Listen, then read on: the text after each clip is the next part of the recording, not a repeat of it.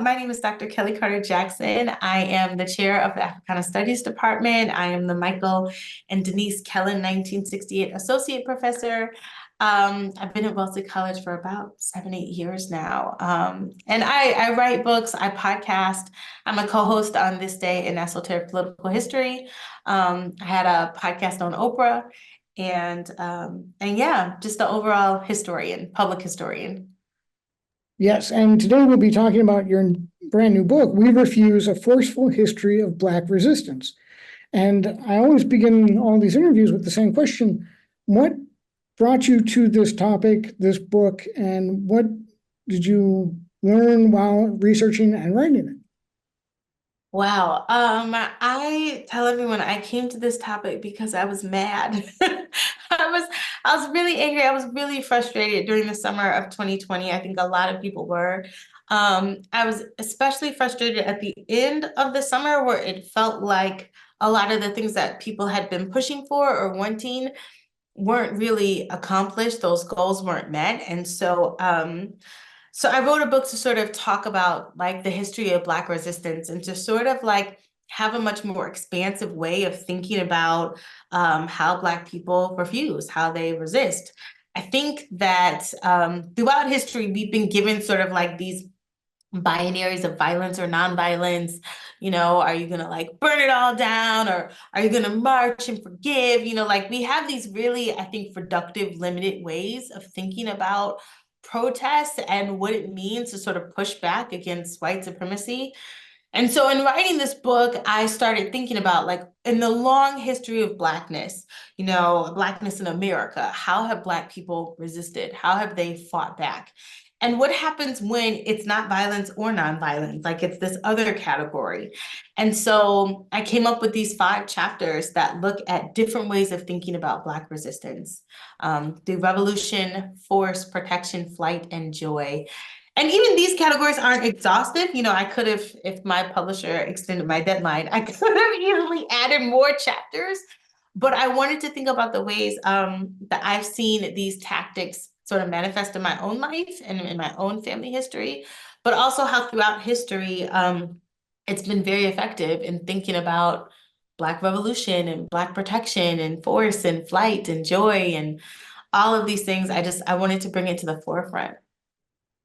Well, and I really appreciated you including your own family history in it, because I think it really does, as a tactic for the reader, it centers some of the urgency and the continuing struggle, because we can read about history as you talk about these stories that happened in the past, but then you bring it up to date into what's happening today with you and your family and Black in general. And I think that was just a really smart move. And I mean, obviously, I'm sorry for your losses because they're pretty catastrophic for the family. But so maybe you could talk about just a little bit about your inclusion within the book. This book, I was sort of vulnerable in this book because normally as historians, we're taught to sort of check yourself at the door. We don't talk about ourselves. We don't really do family histories. This isn't a memoir. It's not a memoir, but I do start each chapter with like a family anecdote, a family story. And I think that's important for me because I tell my students all the time, like the idea of objectivity is a lie. Like no one is objective. Everyone comes with their own motivations, their own perspective, their own background, their own agenda. And I think it's more honest storytelling where the reader knows like exactly where you're coming from, what your perspective is, sort of how your lived experiences have shaped your ideas. And I think that my family story resonates with a lot of people because it's very similar to a lot of other Black people's stories when they're thinking about, you know, oppression or segregation or, losing loved ones. I talk about the death of 2 of my siblings and just how my family managed to get through this period of grief. And I talk about my great grandmother who, steps on a rusty nail and almost loses her life. I talk about my great grandfather and how he has this accident and it kills a small white child with his car. You know, there are all of these really tragic and wild stories that I had been told as a kid. And I wanted to sort of make sense of them. And I feel like they really started to come alive for me when I started to write about them and connect them to other parts of Black history. And I don't know, it's kind of cathartic a little bit too. Like, I think in talking about the ways in which I have processed these ideas personally, gives it a little bit more heft. At least I hope it does, and lets people know that, like, we don't have to check ourselves at the door when we're telling history, when we're talking about Black history. We can include ourselves as well. Yeah, and it's a testament to your writing ability that the great grandmother's story is absolutely cinematic and just a fantastic tale. So if you could briefly tell us that story, because I think it's Yeah. so many things in the book. It's the story that opens up the book, really, in the introduction. I talk about my great grandmother Ernesta, who walked with a limp. And I asked my mother one day, why did she walk with a limp? And when she was 9 years old, she stepped on a rusty nail and her foot got infected. I don't know if it was tetanus, but the infection was so dire that her family was worried that she was going to die. And because she was her child, because she was her mother's only child, and this is 1915 in rural Alabama, her mother takes her to the only doctor she knows, which is a white man who lives on the other side of town in this really big house. And she brings her Ernesta, or she brings him Ernesta, and she says, can you help my daughter? And he basically says, yes, on one condition, that after I heal her, that you will essentially give her to me, that she will work in my household and live with my family for the rest of her life. Again, she's 9 years old, and this is 50 years after slavery. 1915 is 50 years after slavery. And Mary Bullard, who is her mother, at first she agrees because she doesn't want her daughter to die. And her grandmother, my great grandmother, whose name is lost to history, refuses. She says, absolutely not. And she picks up her granddaughter and she takes her home and she administers every natural remedy at her disposal. And she cures Ernesta. For the rest of her life, she walks with the limp, but she cures her. And it set up this story, this way of thinking about how oftentimes Black people are given two options. You can die or you can live a life in bondage. Those can't be the options. Death or slavery can't be the options. And what my ancestor did was she refused the metaphorical fork in the road. She said, no. Actually, she said, never. And which I think is even more forceful than no. And she carved out a different path and a different solution for her that saved her life. She refused the terms of her subjugation. And I mean, it was such a great story because I could just see that older lady carrying the younger child. Yeah, picking her up, taking her home. I don't know what she had in her kitchen cabinet. I don't know what she had in her bathroom cabinet, but the fact that she found a way to heal her, to save her life. And the funny thing is that also once you got to know my great grandmother, you actually really didn't pay attention to her limp anymore. If we ever have loved ones in our lives that they have a disability, after a while, sometimes you stop paying attention to it because you only see the person that you love. You don't see the limp, or you don't see, whatever the handicap is. And I'm so fortunate that my grandmother did not live her life as a cripple. She lived a full life. She got married. She had children. She was able to do a lot of the things that this doctor would have never allowed her to do. Right. And I think the other important thing, and why I wanted you to tell the story, is that it really illustrates the power of the ordinary person, but the ordinary Black woman. And the book is really centering what are overlooked and sometimes forgotten or even intentionally erased stories of heroism and resistance and advancement just placed on the shoulders of ordinary people, and they rise to the occasion in some way and change the course of those people in their lives, their relatives. And the book is so great at showing their other people's stories in that context. Yeah, yeah. I think that to me is like I really think of Howard Zinn a lot and how he writes, a people's history, and he tells you the stories sort of like the bottom up. We're not going to give you the great heroes and all of that. And don't get me wrong, I love Frederick Douglass. I love Harriet Tubman. I love like, Rosa Parks and these really big names that have become household names for us. But it was equally important to say like there are a lot of ordinary people that have courage that we have not seen and not discussed. And I wanted to sort of amplify them and talk about why they matter, because that makes us sort of think, well, if they can do it, maybe I could be as courageous as well. Yeah, so let's get into the meat and potatoes of the book, as it were.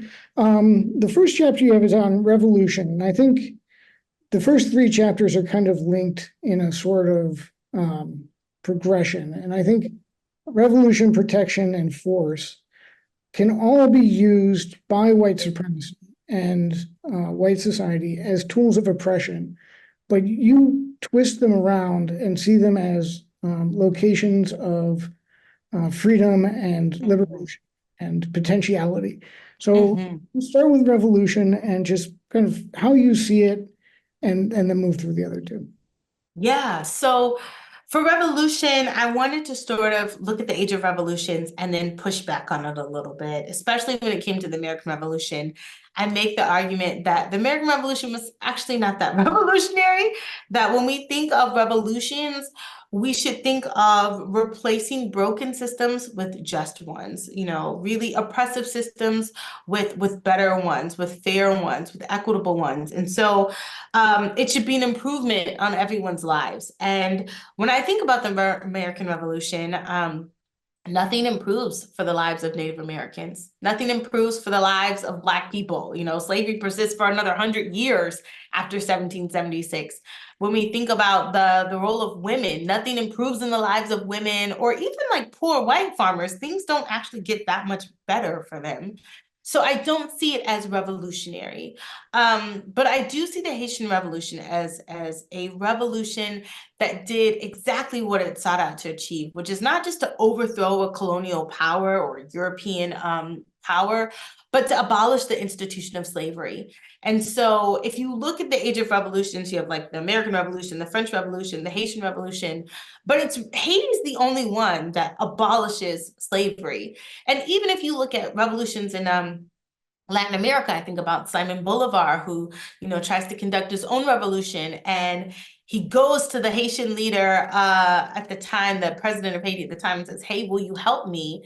And he's like, "Sure, on one condition, that you abolish slavery throughout all of Latin America." So when you think of South America as sort of owing its freedom, not just its independence, but its freedom to the Haitian people that were saying, we don't just want freedom for us, we want it for everyone. That's revolutionary. And in the American context, I make the argument that like we actually do get a revolution. It's just not in 1776. I say that America was conceived in 1776, but it was born in 1865. That like it actually, when you get the end of the Civil War and you get Reconstruction and you get the 13th Amendment that abolishes slavery, the 14th Amendment, which gives citizenship, the 15th Amendment, which gives Black men the right to vote. Through Reconstruction, we get the first free public education for all children.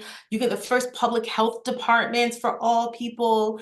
There's over 1,500 Black elected officials, like people that were formerly enslaved that are now like serving in Congress, like people like Robert Smalls. I mean, you just don't have, I can't think of another place other than Haiti, in which you have that kind of revolutionary change that benefits everyone. Now, it doesn't last, it's short-lived, and that's another argument I make, is that revolutions have to be sustained. It's not just, okay, we won, like you have to protect that victory and sustain that victory every single day, or it's at risk for being lost. And that's exactly what happens with Reconstruction. It's a short-lived period of revolution that gets quickly undermined. Yeah, and that's why the next chapter, protection, is so important. And I think, you made some really profound statements in this chapter as far as, the idea of protection has always been, it's the fundamental denied thing to African Americans. They've never Mhm. felt protected by white society. They've never Yeah. felt safe in the society. They've always felt surveilled, Yes. and subject to punishment. So could you Yeah. And been the threat. Black people have always been seen as threatening. Yeah. right, white people commit crimes, black people are criminal, that kind of thing. Yes. Yes. Yes. That's Khalil Muhammad. Yeah. Yes. It's a great quote. Yeah. So if you could tell us how you kind of switch the game on this and show us how Black people, and especially Black women, have taken the gains that revolution has provided and protected Mhm. and extended it. Yeah. Protection, I think about protection a lot because um when my first book was called Force and Freedom, and it was on the abolitionist movement. And I thought about how really at the heart of the abolitionist movement is not just the abolition of slavery, it's about the protection of Black humanity. And when you think about the Underground Railroad and you think about the ways that which Black people and white people as well are safeguarding Black people. They're creating safe houses. They're protecting them. They're hiding them, sheltering them in their homes. They're getting them food, supplies, and resources to either stay in the North or get out of the country. There are all these ways in which Black people are trying to protect each other from the ravages of white supremacy or the ravages of a slave catcher or the system of slavery. And I thought about how that protection is not just bound to the abolitionist movement. But even if you look at the Black Panther Party, for example, like I think people think of them as this protective force because they had guns in the first year of their existence. They're pushing guns and like talking about police brutality. But within a year of their movement, they're like, you know what? We got to put the guns down. It's actually wreaking more havoc on our lives and causing more violence against us than anything else. What we need to do is feed our people. What we need to do is protect our people. And so they create this free breakfast program. They create literacy programs. They create like health clinics, and they have their own ambulance, and they have their own, like there are dozens upon dozens of social programming that they create as a form of protection for Black people. If the government's not feeding you, we will. If hospitals won't see you, we will. If you want to go visit your cousin who's locked up, we will drive you there. There's so much that the Black Panther Party does that is an act of protection, and an act of intervention when the federal government would not sort of come to the aid of Black people. And you see that, during the Great Depression, there's no government aid that comes for Black people. Sharecroppers, domestic workers, they were boxed out of any of those benefits, of any of those protections that gave things like unemployment or pension. And so I wanted people to sort of rethink what protection could look like and just how pivotal it was to claiming your citizenship, to being a protected person. It's major. Yeah, and it's a really powerful chapter, and I think if you could just talk a little bit about this woman, Eliza Parker. Oh, yes, Eliza. And it's just one of those things that, I think these kind of stories need to be amplified a little bit. Oh, yes, they do. Yes, they do. So the story of William and Eliza Parker. William and Eliza are fugitive slaves themselves. They live in a place called Christiana, Pennsylvania, which is right on the border of Maryland and Pennsylvania. So Maryland being a slave state, Pennsylvania being a free state. And they pretty much create this group called the Lancaster Black Self-Protection Society. I love it because it has protection in it. I love it because it has Black in it, and they're calling themselves Black in the 19th century. But they form this group, and their mantra is like, we will protect fugitive slaves even at the risk of our own lives, even if it costs us our lives. And one particular day, 4 escaped slaves from Maryland make their way to the Parkers' home. They knock on the door, and the Parkers know what to do. They know they need to help these 4 men. They hide them up in the attic. But because the Parkers have this reputation for protecting fugitives, Edward Gorsuch, who was the owner of those men, his son, his nephew, a U.S. Marshal, I think one other person, shows up to the Parkers' home. And it's basically like, we know you have our enslaved property. We want them. William Parker is like, over my dead body. It's not happening. Eliza, who is so bold and courageous, she runs up to the top of their house and gets this horn and starts to sound the alarm to alert the Black Lancaster Black Self-Protection Society. And while she's blowing the horn to tell other people to come to their assistance, you know, the men outside, they're shooting into the window. They're trying to shoot at the home. Thankfully, the home is made out of stone. And so that's really what's protecting her. Her brother-in-law gets so terrified. He's like, listen, they're shooting at the home. Let's just turn them over. And she picks up a corn cutter. And Eliza's like, I will chop off the head of the first person that tries to give these men up. Like, and for me, it's so powerful because, like, you know, she's like, this corn cutter is not for slaveholders. This corn cutter is also for snitches. Like, anyone for cowards, anyone that wants to like sell somebody out, like that's not happening. And it's sort of a long story, but basically at the end of the day, you know, there's this massive altercation. People show up to defend these 4 fugitive slaves. About 80 men and women show up with pitchforks, rifles, farm equipment. Edward Gorsuch gets shot. The U.S. Marshal takes off running because he doesn't want to be killed. His son, Edward Gorsuch's son, is wounded. And there's this one line that you can read in William Parker's narrative where he's talking about this episode. He says, Edward Gorsuch lay on the ground dying, and the women put it into him. The women put an end to him. And I was like, did Eliza get her corn cutter? Did they snuff him out? Like, what happened? I mean, just that line alone told me that women were protectors just as much as men were. That protection was not gendered, that women put themselves on the front line, that women made the call, that women alerted people around, and that women put an end to this slaveholder. And it's a powerful story. Everyone gets acquitted too. I mean, there's no person that's held accountable for Edward Gorsuch's death. And that causes controversy too. But it's a real victory for the abolitionist movement, for sure. It was a great story in the middle of that chapter. But you bring up basically the topic of the next chapter with this idea of violence and force. And there's been this tension since the civil rights movement, and even before, where nonviolence and violence stand together, and where they part ways. And I think you make a really compelling case that force is not just physical violence, a lot of other things. And I'd love for you to tell us what those other things are in your mind.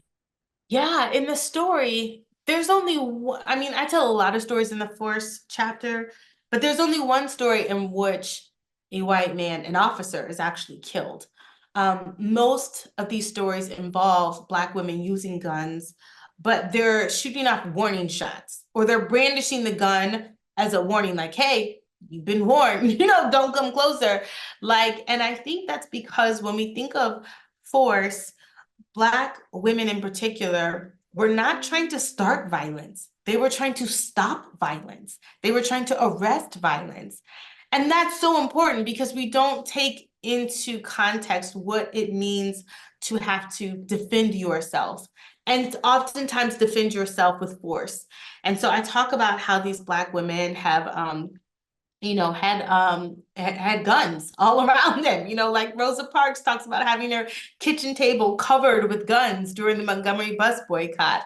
I learned about my own grandmother who packed a gun. I didn't even know that she had a gun on her. I found that out when she passed away. But there was a strong lineage of women understanding the importance of gun ownership and the importance of being able to protect their community, not to harm, not to inflict violence, but to protect. And, you know, I talk about Daisy Bates. She's the leader of the Little Rock Nine, and how her house gets firebombed. They burn a cross in front of her house. One person throws a brick in front of her house. She goes outside with a pistol, like, you know, shoots a warning shot in the air and basically is like, get off my property. But the presence of guns halted a lot of that violence. When white people realized that their lives were also at risk or could be at risk, a lot of those shenanigans stopped altogether. And I think that is the power of a force, of not trying to inflict harm, but trying to stop harm. And I think a lot of the narrative, I think it's important to have these stories because we often have this one-way street of looking at violence. We think that Black people are, want revenge, or that they're out to get whitey or something like that. And nothing could be further from the truth. And if anything, we don't have stories of Black people enacting violence against white people. You don't have stories of 4 little white girls killed in a church before worship. You don't have stories of a white man assassinated in front of his home like Medgar Evers is. You don't have stories of, there's no like Black Dylan Roof. There's no Black person that goes into a white church and proceeds to shoot up everyone in the church. We don't have this history of violence, but white supremacy is incredibly violent. And so I wanted to talk about the ways that Black people had to defend themselves from that kind of violence. And you make in the chapter that, white supremacy's violence is vengeance, or, retribution, or somehow, if there's Black progress, white violence has to curtail it. Whereas Black violence in the community outward is based on restraint. And, as you said, the Black community isn't enacting racial hate crimes. Yeah, there's none of that. There's not even a desire for vengeance. I mean, like I say in the book, vengeance or revenge is a white imaginary project. Like white people are consumed with revenge. Black people are not. Black people just want to live their lives, but Black people want justice. And I think white people aren't afraid of revenge. I think white people are afraid of justice because they see justice as more costly, because justice actually requires something of them. And we just don't have historical precedents for large groups of Black people enacting violence on white people. Even if you look at slave rebellions, that has to be looked at in the context of slavery. It's like you enslaved them, like they are defending themselves and their humanity and their personhood. And so, we don't have tons and tons of stories of Black people killing white people. But we do have lots of stories of white people killing Black people. Yeah, way too many, unfortunately. So the next 2 chapters deal with something a little bit more, more emotional, I suppose. There's flight and joy. And in the flight chapter, I really like the way you kind of frame it in this, it's enacting choice. And I also really like the idea of how colonized people really have a very difficult time moving around. Even in today's society, being a tourist is not something that you think of for someone who's been colonized. So colonized people don't get to be tourists. I mean, like when you think about, and this is current policy, I'm not talking about the past, there are no Black countries that can come into the United States without a visa. So like, if you're Italian, if you're German and you want to take a holiday in New York City or LA, you can just book a ticket and go. Like, you can't do that if you're from Ghana. You can't do that if you're Jamaican. You can't do that if you're Brazilian. You just can't hop on a plane. And a lot of these policies, they seem race neutral. They are absolutely not. There are no Black countries that can come into the US. And when I talk about flight, I talk about not just the ability for Black people to leave, to move, to migrate, to go somewhere else, but often how racism keeps them immobile, keeps them trapped in certain places. But all throughout history, you have Black people even pushing back on that. So in every war, from the American Revolution through the Civil War, Black people are leaving. They are, master's gone, I'm out. Like they leave the plantation. Even during the Great Migration, 6 to 8 million Black people leave the South for the North or for the West, or from rural areas to urban areas. They are voting with their feet, as people say, and they are trying to find a place where they belong. Even in my own family, my parents' family, my dad's family, my mother's family, they hail from Mississippi and Louisiana. They all migrated up to Detroit and Chicago during the Great Migration. And then when the automotive industry took a turn, they came back down to the South. They went to places like Texas and places like Atlanta.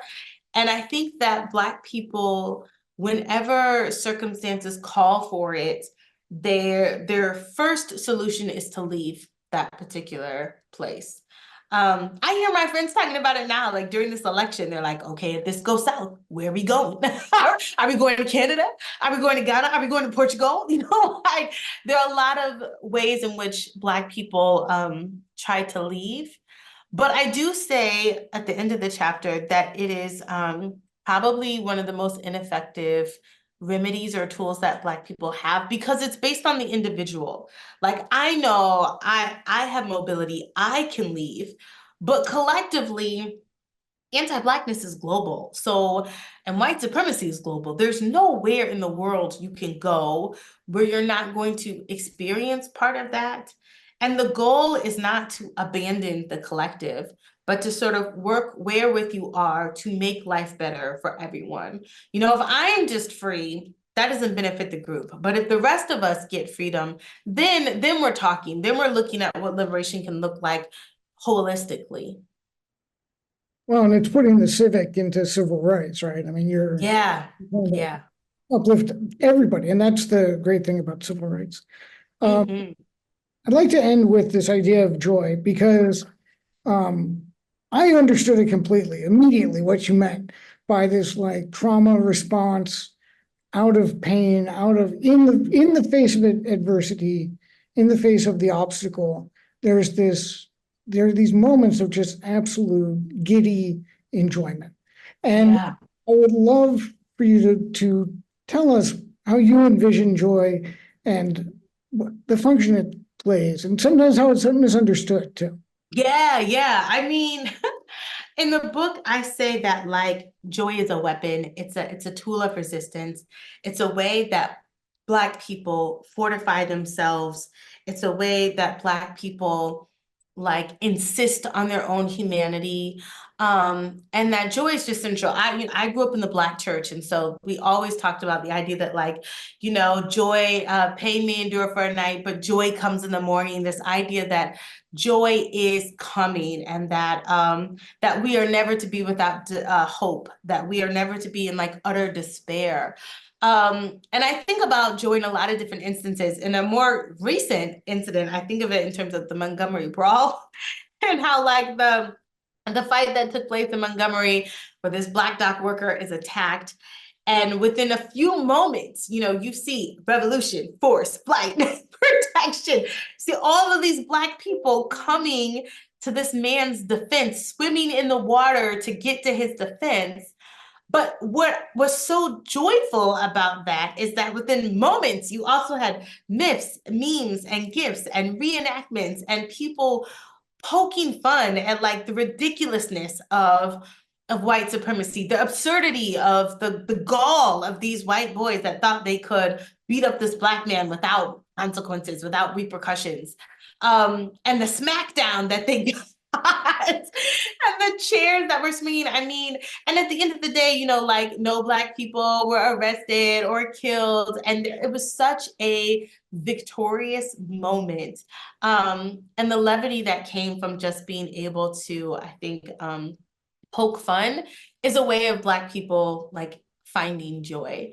But I also think of it like if we think in terms of 2020 and the protests that were happening, there were moments in which Black people were chanting, I can't breathe, and they're chanting, you know, all of these slogans, and then someone turns on music, somebody turns on, you know, like I think of like Frankie Beverly because he just recently passed away. I think of like his song Joy and Pain, or you know, like Before I Let Go, and people are doing the electric slide, and all of a sudden it's a huge dance party, and you're like, what just happened? Is this a protest or a dance party? But that's because joy is a part of Black humanity, that we are not just the history of fighting white people, and that's all we are. We're so much more than that. And joy is a way of expressing our humanity. And yeah, that was the most fun chapter to write. I mean, the chapter starts out very, very sad. I'm talking about the loss of my siblings, but I'm also talking about the ways in which I healed from that loss and how Black people oftentimes have to navigate life with joy and pain, joy and sorrow, and how it contributes to who we are. And it was incredibly powerful because it is transcendent, as you're saying. It's a spiritual response to Yeah, situations that can get out of hand pretty quickly. So yeah. it's fantastic. So all in all, wrapping up your book into like one kind of 10-minute or 3-minute elevator pitch. That's a lot. How would you say that these forces still operate today? I mean, you talked a little bit about it, but it seems like we're in a lot of people say post-racial America, but we see a lot of it resurging, resurging. So how can these 5 different topics be touchstones for today's activism and living in the world? Mm-hmm. I mean, I think I wanted this book to accomplish a couple things. One, I feel like I'm responding to a tweet that came out a few years ago that was like, be careful, I'm not my ancestors, or something like that. And I was like, what? What kind of garbage is that? This idea that Black people have never fought back, that we've never resisted, that, like Kanye West said, slavery was a choice. Like, what? No, that's absurd. It's ridiculous. And I wanted to push back on all of that and say, Black people have always been fighting back, that Black history is a history of refusal. We have always refused to be exploited, to be subjugated, to be stolen from. We've always refused that. And that history is long and deep and wide and rich. And the second thing I wanted to be able to do is what I think my students have taught me, what I think Gen Z has taught me, is that binaries don't serve us well. That the idea of it's good, it's bad, it's right, it's wrong, it's violent, it's nonviolent, is not big enough to encompass the range of tools that we have available to us to combat white supremacy. That if I had time, if my publisher would allow me, I could have added 10, 20 more tools that Black people have at their disposal that we don't readily see as violence or nonviolence. To say like we use everything individually and collectively to assert ourselves, that we need the poet and the artist. We also need the looter and the rock thrower, right? Like understanding their anger and rage is what allows us to ask questions and to question the system and to say like, why is this taking place? What is at the root of this? We need an all hands on deck approach. And so this book is about getting people to have deeper conversations and I'll be honest, this book does not pose solutions. Like I avoided that. In the preface, I'm like, hey, this isn't a 3-point plan. We're not gonna solve racism in like 3 points. This is not a DIY, racism. Because a lot of anti-slavery books, I think, are like that. They're very formulaic. They want to give you a blueprint or a roadmap. And I resist a lot of that. And I quote this line in a film that I love where it's called Burn, came out in 1969. Marlon Brando stars in it. It's about the slave rebellion that becomes a revolution. And in it, the key character says, it is better to know where to go and not know how than how to go and not know where.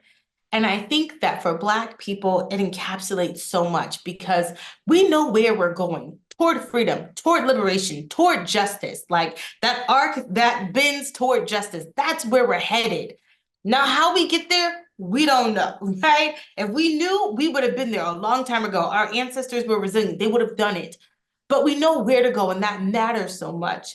I think oftentimes with white culture and white supremacy, they don't know where they're going. They only know how to get there, and that is the path of destruction. It is domination, it is exploitation, it is genocide, it is this horrific path, the stomping toward, decimation. But it's like, but where are you going? But at the end of the day, what do you do when you've exterminated everyone, when you've exploited everyone? To what end does that benefit people? And so it's getting people to really focus on like, we know where we're going. Now let's think about how to get there. We know what doesn't work. So let's try to focus on what might. And that's what I want people to think about, to be creative when it comes to freedom work, to be thoughtful, to be mindful, and to bring every tool that they have at their disposal and use it.